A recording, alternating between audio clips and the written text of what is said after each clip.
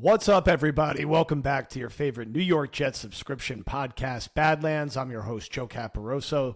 Saturday morning, Profit Exchange 12-pack, audio version, video version. I've been going with the articles the past few weeks, and it's time to mix it up a little bit and give you predictions for Jets versus Broncos in a must-win game for the 1-3 Jets, who are on a 3-game losing streak and have the 4-0 Philadelphia Eagles coming to MetLife next week before they hit the bye.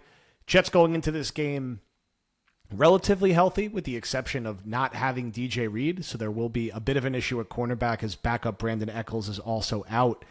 Let's get into the predictions, and the reminder, as always, if you are going to wager on this game, use Profit Exchange, use promo code Badlands, get the free $125 no sweat first bet. We got the props going. Get in there. Take advantage of it. So let's start. Zach Wilson. Can he follow up what I would say was the best game of his career? I'm going to temper expectations. I think Zach is going to be okay in this game. I think he's going to go for about 200, 205 yards. I think he'll have a touchdown or two. I don't think he'll have any turnovers. I think he won't be hesitant to use his feet. I think he'll have 20 or 30 yards rushing. Denver sacks him maybe once or twice, but it's an overall B plus Zach Wilson performance, and the Jets are better in the first quarter of this game than they've been, and they actually are able to play in front in this one, which they haven't been able to do much of. Breece Hall gets his biggest workload to date, gets 17 total touches, gets his first touchdown of the season at the site of where his season-ending injury was last year. Robert Saleh has not been shy about saying that Breece Hall is off the pitch count. And I think the Jets are just going to lean in and take advantage of that. And you could see, the signs of the juice starting to really fully come back against the Chiefs. And I think Breece is going to have a big game. And the Jets are going to continue to slowly back away from Dalvin Cook as the backup running back, as you'll see a little more Michael Carter in this game. And then gradually coming out of the bye week, you're going to see Izzy start to be active and start getting some reps along with Carter. But a big Breece Hall game. I think Garrett Wilson, they're going to follow a similar playbook to what they did last week. I don't know if he's going to have quite as many targets as he did against the Chiefs, but I think he's good for 8 to 10 targets. A solid 4 or 5 catches for 60, 70 yards will be the guy that Zach Wilson generally relies on the most. Tyler Conklin, I think, will also be pretty actively involved in this game plan. Jeremy Ruckert's not going to go back to the bench. I think he'll play a chunk of what Uzama's reps will be. But Conklin, I think, outside of Garrett Wilson, will get the second most targets. So I'd watch out for that. And Conklin is probably also due to get into the end zone. So it could be something to watch from a fantasy perspective. Defensively, I think the Jets are going to play really well in this one. I think the Jets have played really well on defense all year. They've allowed a combined 39 points to Patrick Mahomes and Josh Allen and forced 6 turnovers between the two of them, really 7 if the officials got it right. They lost a game where they allowed 13 points to New England. This has been a really good defense this year. And, Russ has been okay. He hasn't been quite the train wreck he was last year. Denver's problems have really stemmed from their defense being just abysmal. But I think the Jets are going to have a very strong day at the office. And if they were able to hold Kansas City to 23, I think they're definitely going to be able to hold Denver to under 20 points. And that ultimately should be enough for this Jets offense against this Denver defense. And yes, I can't believe I'm saying that about this Jets offense. I think you're going to get another solid effort from the offensive line. Sneakily has been pretty good through 4 games, and they've definitely found the right combination with AVT and Becton at tackle. And Joe Tippmann out there on the interior. I think the Jets are going to run the ball really well in this game. I think generally they'll keep Zach Wilson clean, and this is going to be their starting lineup the rest of the way unless an injury strikes. On the defensive line, who is going to get the sacks? We're really due for that Quinnen Williams 1.5 sack game. We're due for Bryce Huff to officially get home, even though he's been completely wreaking havoc in spite of not racking up massive sack totals.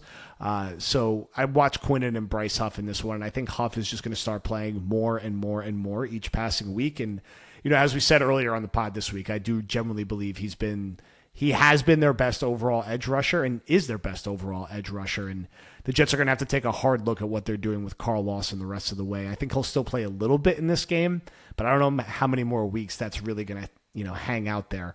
I think Bryce Hall is going to struggle. I think the Jets' approach to replacing Reed and Eccles is going to be Hall's going to be on the outside. They're not going to move Michael Carter out of the slot where he's played really well this year. Sauce, I know he's had to drop pick 6. I know he's allowed a couple catches here and there. Has still been excellent. I don't think they're going to travel him.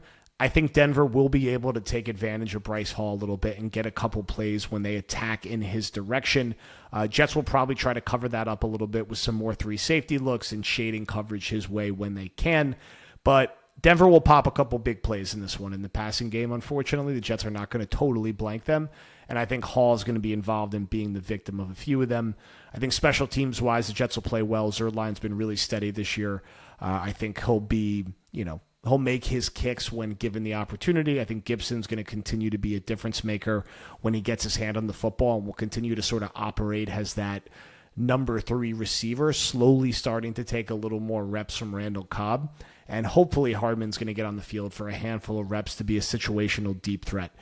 I think overall the Jets, the last I saw of this line, the over-under was at about 43. The Jets, they feel like an under team until proven otherwise. This has the feel of like a 24-14, 24-17 Jets win. I do think they are going to win. I do think they are going to cover, and I do think this game is going to narrowly hit the under at 43. I would love to say that the Jets are just going to go out and win 35-7, and I do think there's a path that could happen. I also think there's a path that the Jets could come out sleepwalking in this one because they're not accustomed to being favorites, which it feels like they are in many places this week. So I think the Jets win. They have a lead early in this game. I think Denver hangs around, makes some plays, but I think the Jets ultimately win. I'm going to go with 24-14 as my final score, and they get to 2-3. They go into the Eagles game as pretty heavy underdogs as they should. The Eagles likely to be 5-0 going into that one, but the Jets are not going to lose this game with how personal Denver has made it. I think our friend Martini Nate will be good as he was last week, and I think he'll continue to get Zach Wilson on the move. I think he will call a game that allows Zach to be more comfortable. And look, I just think the Jets are better than Denver from top to bottom. Zach Wilson concerns aside. And if Zach is anywhere near the player he was against the Chiefs, I think the Jets will actually win this game fairly comfortably. But from a talent perspective, up and down the roster, I just like the Jets' collection of talent better than Denver. Denver is not far off from being 0-4, and they haven't exactly played, murderer's row in the schedule. Keep in mind the Jets have played Buffalo, who outside of the Jets game has been an absolute buzzsaw. Kansas City, who outside of the Lions game has generally been a buzzsaw. The Cowboys, outside of that Cardinals fluke game, have generally been a buzzsaw. And then the Pats, and they just have this, hex over the Jets. But the Jets have played a hard schedule, is the point. So it's not shocking they're 1-3, but this is a game that they have to get. I don't think any Jet fan disagrees with me. You cannot be staring down the barrel of 1-5 at the bye week. You could live with 2-4 at the bye week with what the schedule looks like coming out of it. To do that, you have to win this game. It's an AFC game. You got to stack wins in the conference, and you got to give yourself a puncher's chance to get to 5-4, 5-5, around that 10-game mark, which you do if you could win this game. So I think you're going to see a slightly elevated game manager, Zach Wilson. I think you're going to see a lot of Breece Hall. I think the defense is going to play well, although they may struggle a little bit when Denver targets Bryce Hall. But overall, I think this is going to be a solid Jets win.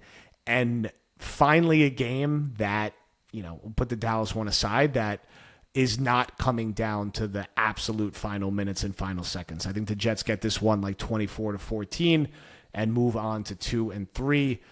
Connor and I will be back after the game with post-game party. Hopefully not post-game therapy. That'd be a painful post-game therapy. Probably drop around 9 or 10 o'clock on the feed, and then we'll be back into our normal rotation of content. Before I get into my final prop bets and some thoughts on Survivor this weekend, remind you guys, check out Chitty's Cheesesteaks, where you will find the best cheesesteaks this side of Philly. They use the freshest ingredients, including bread shipped straight from Philadelphia. Chitty's offers good mood food for the whole family, including fresh hand-cut fries, empanadas, tacos, salads, and much more.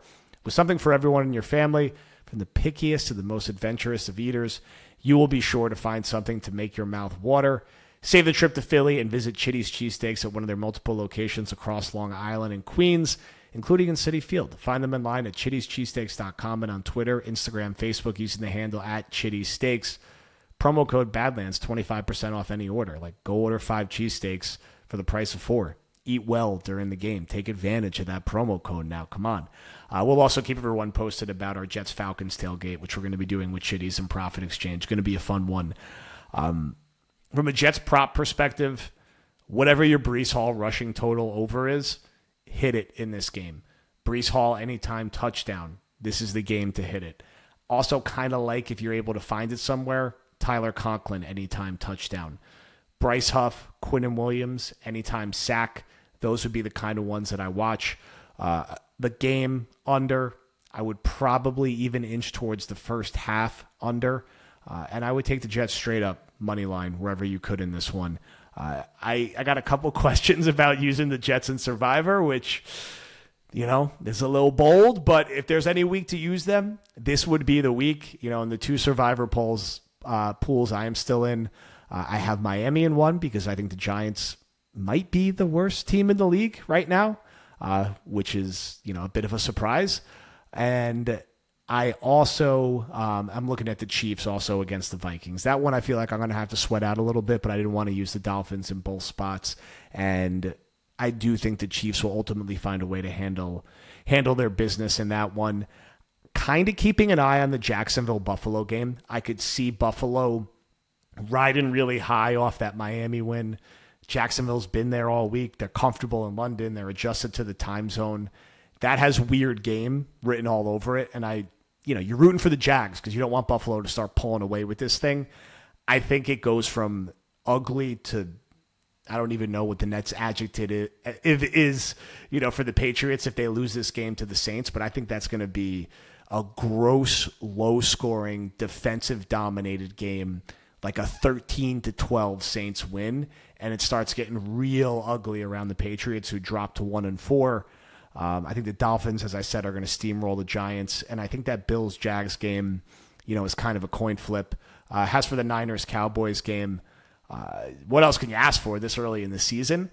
I lean slightly to the Niners. When the Niners are healthy and humming like this, they are really hard to beat. And I think the Niners are going to get this early season game. It's a fun slate. It's a fun full day of football here. And it's, for the Jets, man, they pumped a little life back into the fan base and into the energy around the organization with this game against the Chiefs, even though it was a loss. And you don't want to be talking about, moral victories. That's a sad space to be in. But when you consider everything that they've dealt with this year, with the Rodgers injury, and it's just been some bad vibes for the few weeks before that, there is a confidence, but also a bit of a desperation. You cannot lose 4 games in a row. And you can't lose to this Denver team after they, their head coach punked you, your organization, your HBO show, and your offensive coordinator in this way. You got to go out and get a convincing victory for once. Go out, Zach Wilson. Show last week wasn't a fluke. You don't have to do a million things at once. Throw with confidence. Get the ball to Garrett Wilson. Get the ball to Breece Hall. Let the Jets playmakers do their thing. The offensive line is holding up well. I hope I am wrong with the 24-14 prediction. I hope the Jets could win more convincingly than that, but hell, I'll sign up for them winning 3-2 because you have to get this one going into the Eagles. And as a Jet fan, it always makes me just a little nervous when all the fans are, this confident. But, I mean, you saw what the vision was for the Jets against the Chiefs. It wasn't, Zach Wilson wasn't Aaron Rodgers, but he looked like a capable quarterback.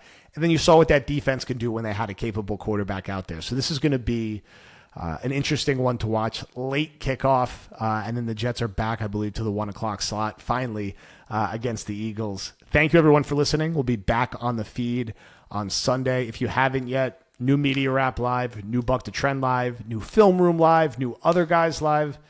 There's content live every single day. Make sure you're in War Room so you're getting every single post. And make sure you're in War Room so you're in the Discord, which is just wildly entertaining and informative. And you're definitely missing out if you're not in it. So jump up to War Room. Thank you, everyone. And we will talk to you soon.